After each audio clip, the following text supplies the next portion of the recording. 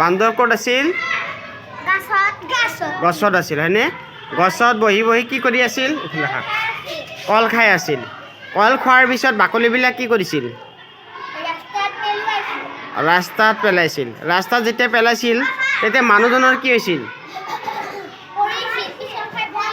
বাকলিবিলাকত যেতিয়া খোজকাঢ়ি ৰাস্তা দি খোজকাঢ়ি যাই আছিল, বাকলিত ভৰি লাগি পিছলি গৈছিল হয়নে? আৰু পিছত কি হৈছিল?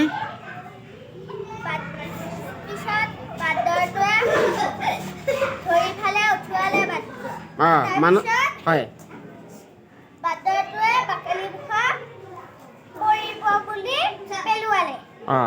এতিয়া শুনা, এই বান্দৰেও বুজি পাইছে যে আমি ৰাস্তা কি কৰিব নালাগে? ৰাস্তাত কি পেলাব নালাগে? কলৰ বাকলি। মানে ৰাস্তা লেতেৰা কৰিব নালাগে। এইফালে চোৱা, এইটো চোৱা, বান্দৰ চোৱাচোন, গছত খাই আছে, বাকলিবিলাক পেলাই আছিল। তাৰপিছত যেতিয়া এই ৰাস্তা দি মানুহবিলাক যাই আছিল, এই ৰাস্তাত পিছলি পৰিছিল আৰু পিছলি পৰাতে বান্দৰে গছৰ পৰা দেখা পালে আৰু তেতিয়া কি কৰিলে? মানুহজনক বান্দৰে ৰাস্তাত যে পৰি আছিল উঠালে।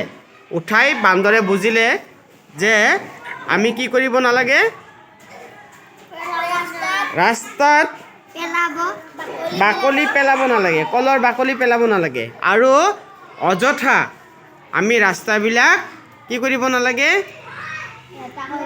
অপৰিষ্কাৰ লেতেৰা কৰিব নালাগে, অপৰিষ্কাৰ কৰিব নালাগে।